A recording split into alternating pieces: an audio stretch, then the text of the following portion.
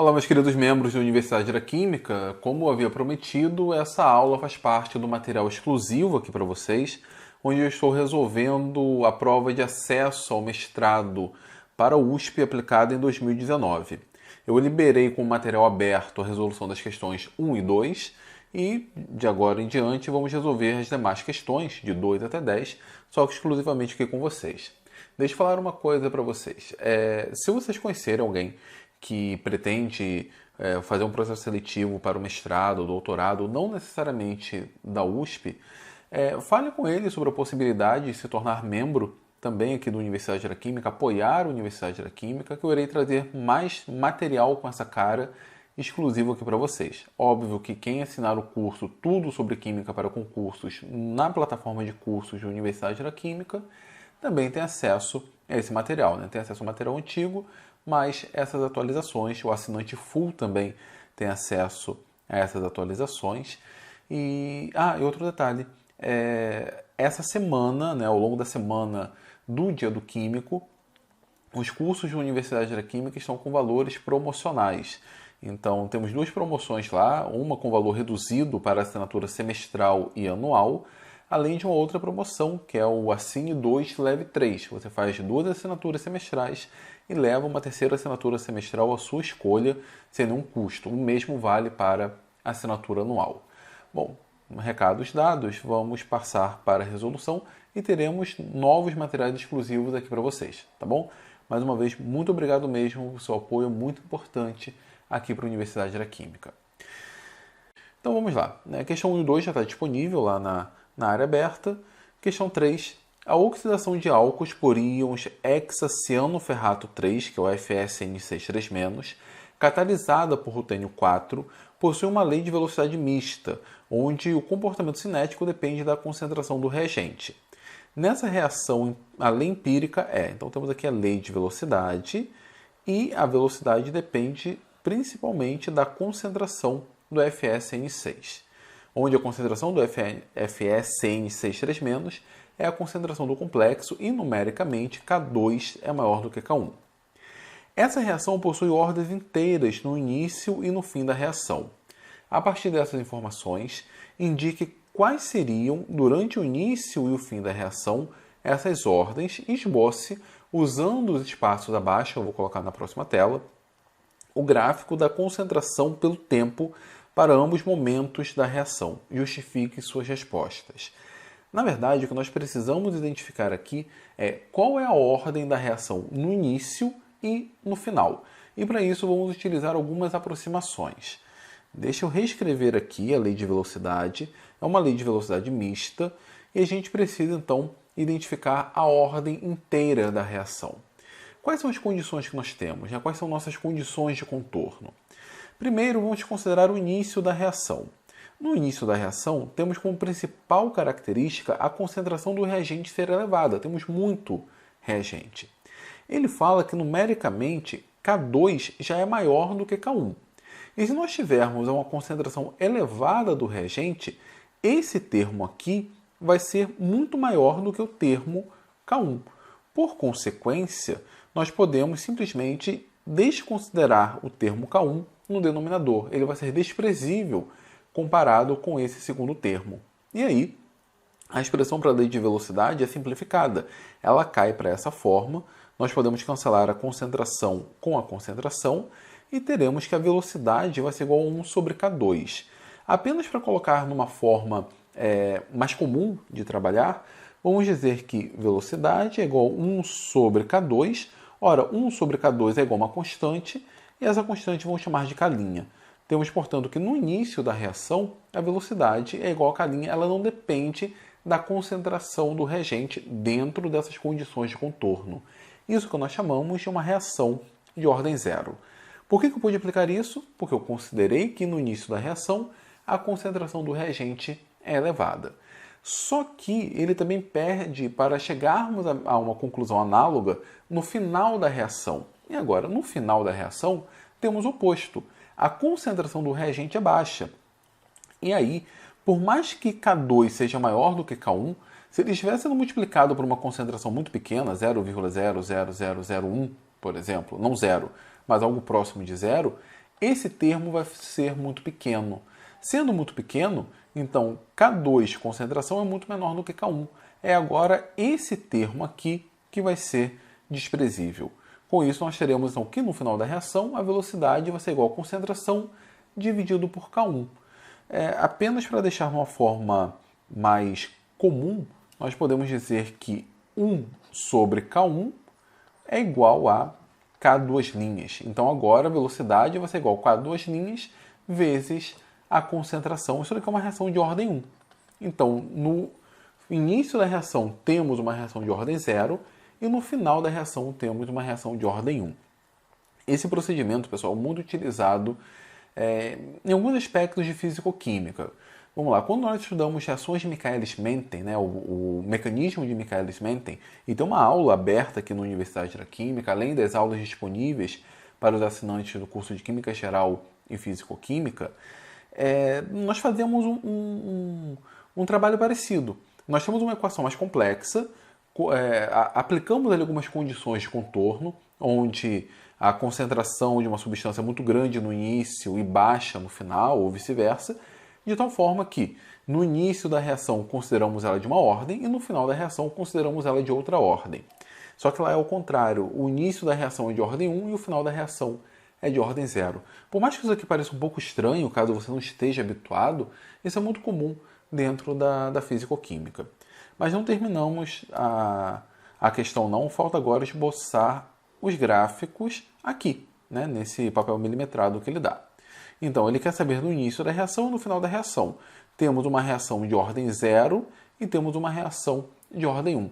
Só que o que ele quer saber, na verdade, é a relação da concentração pelo tempo e não da velocidade pela concentração. Com isso, vamos aplicar a chamada forma integrada da lei de velocidade. Tem aula sobre isso aqui na Universidade da Química, numa série aberta, uma das primeiras aqui do canal, que é de cinética química, além de uma versão mais aprofundada no curso de Química Geral. Bom, como estamos falando de velocidade e uma velocidade de um reagente, nós podemos escrever que menos dA, concentração do reagente, dt, é igual a K', né? Porque a velocidade é a variação da concentração pelo tempo. O sinal negativo é porque é um reagente. O que nós fazemos aqui? Vamos separar essas variáveis, vamos pegar esse dt, passar para o outro lado. Temos então agora essa expressão.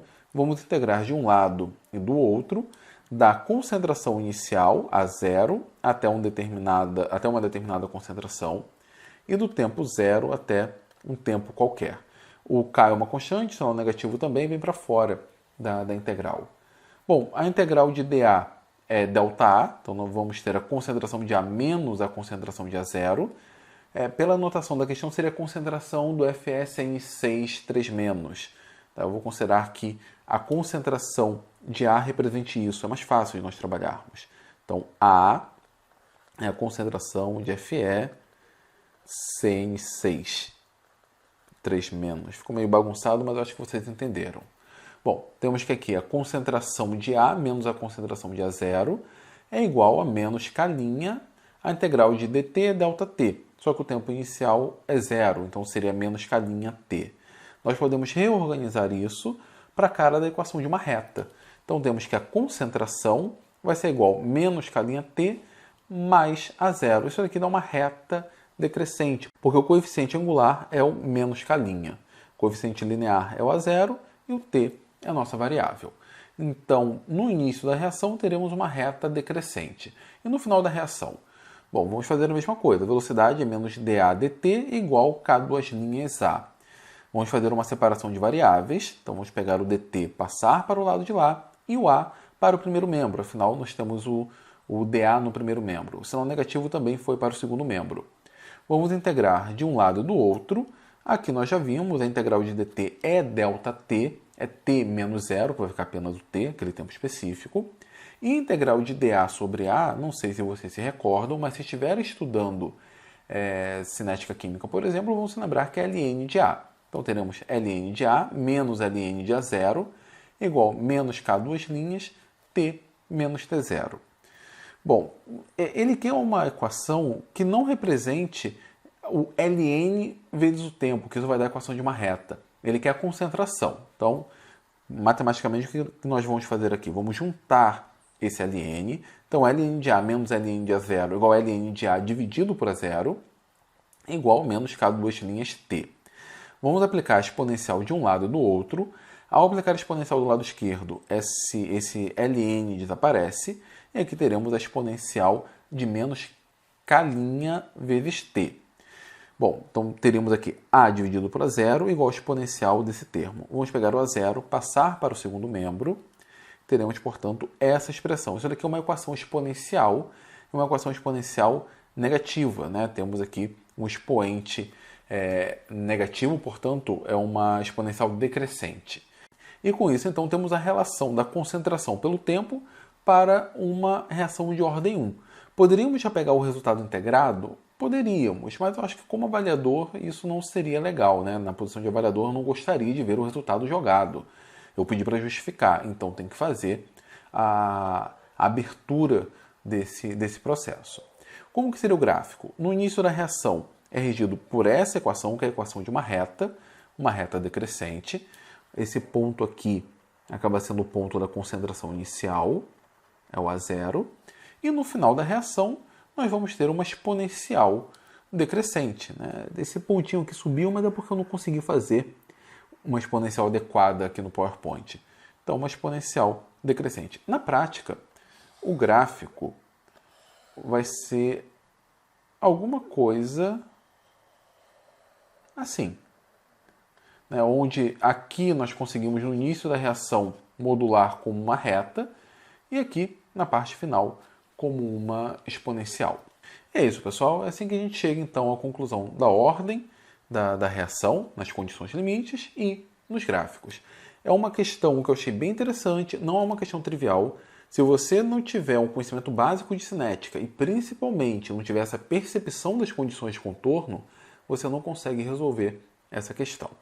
Mas como eu falei, para quem estudou cinética química, seja em físico-química ou em química geral, já deve ter se deparado com exemplos similares, então teria uma percepção desse tipo. Porque é o que eu sempre falo, né? Se você vai fazer um processo seletivo, seja para o mestrado, para o concurso, para o IFE ou qualquer outro concurso, você tem que estudar o básico, você tem que estudar. Não adianta você tentar fazer o concurso sem estudar. Pode ser que você passe? Pode. Mas você precisa dedicar tempo para estudar de forma adequada. Isso envolve estudar o básico mesmo. Bom, resolvida a questão 3, vamos para a questão 4. Vamos resolver duas questões por vídeo. Então teremos mais os vídeos das questões 5 e 6, 7 e 8 e 9 e 10, mais 3 vídeos além desse. Bom, questão 4. A composição em massa do ar ao nível do mar é de aproximadamente 23,1% de O2, 75,5% de N2. Enquanto a molécula de oxigênio é conhecida por atuar como agente oxidante, o N2 se notabiliza por sua grande estabilidade. Responda. A molécula de NO, do ponto de vista de sua reatividade, se aproximaria mais do comportamento do O2 ou do N2? Justifique sua resposta a partir da teoria do orbital molecular. Apresente os diagramas de níveis de energia usados para a justificativa. Essa é uma questão fácil, pessoal, se você conhece o mínimo ali de orbital molecular. Mas ela é muito interessante. Por quê?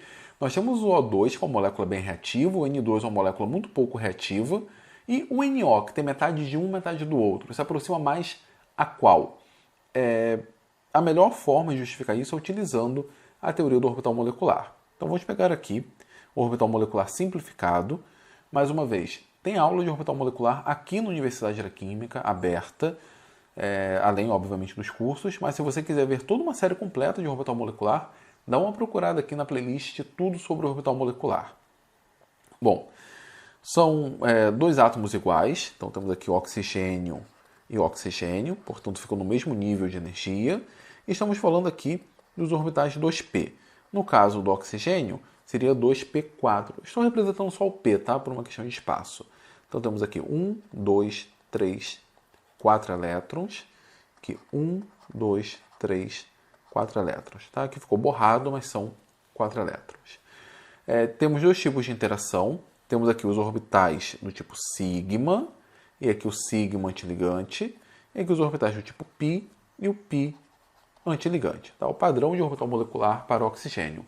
E vamos distribuir esses 8 elétrons. Então vamos ter 1, 2, 3, 4, 5, 6, 7, 8. Aqui vemos que o oxigênio tem elétrons desemparelhados.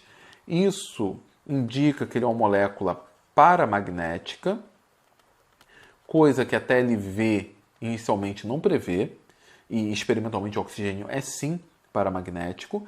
E termos elétrons desemparelhados, principalmente orbitais antiligantes, faz com que ele seja mais reativo. E o oxigênio, portanto, torna-se uma molécula bem mais reativa quando comparado com o nitrogênio. Por que o nitrogênio? Bom, temos aqui outro diagrama. Nitrogênio, temos apenas 3 elétrons em cada orbital P, 2P especificamente. Vamos distribuir aqui 6 elétrons. No caso do nitrogênio, ele só tem elétrons em orbitais ligantes. Então ele é bem mais estável, ele tem ordem de ligação igual a 3 nesse caso. O oxigênio teria ordem de ligação reduzida, ordem de ligação 2. O nitrogênio, a molécula de N2, é bem mais estável por ter elétrons apenas em orbitais ligantes. E o NO? Bom, no caso do NO, vamos montar aqui o diagrama para ele. A primeira diferença são os níveis. Aqui nós temos o nível de energia do nitrogênio e do oxigênio mais baixo, porque consideramos que o átomo com maior carga nuclear efetiva acaba tendo seu nível de energia mais baixo, tem seus elétrons mais estabilizados pela atração nuclear. O nitrogênio tem 1, 2, 3 elétrons, o oxigênio tem 4. Temos esse desnível de energia, mas o tipo de interação é o mesmo, formando orbitais ligantes e antiligantes. Um detalhe, o nitrogênio tem essa inversão aqui, ó. Os orbitais, eu até errei aqui, os orbitais π, que estão aqui embaixo, apresentam menor energia do que os orbitais sigma. Ele não é simétrico. Mais uma vez, em uma das aulas, tudo sobre orbitais moleculares aqui do canal, eu tenho uma aula onde eu explico o porquê dessa inversão, tá? Vale a pena dar uma olhada lá. O NO, bom, ele teria o padrão do nitrogênio ou teria o padrão do oxigênio? Essa é uma pergunta sempre muito aberta, porque isso depende do cálculo, né? Depende de como você vai resolver esse diagrama e dependendo do método, nós podemos ter essa inversão ou não. Eu, por padrão, considero que sempre que nós tivermos um átomo em que ocorra a inversão, na molécula heteronucleada, a inversão é mantida. Então vamos lá. CO, o carbono inverte, oxigênio não. Então eu considero que o diagrama é invertido. NO, o nitrogênio inverte, oxigênio não. Então padrão invertido.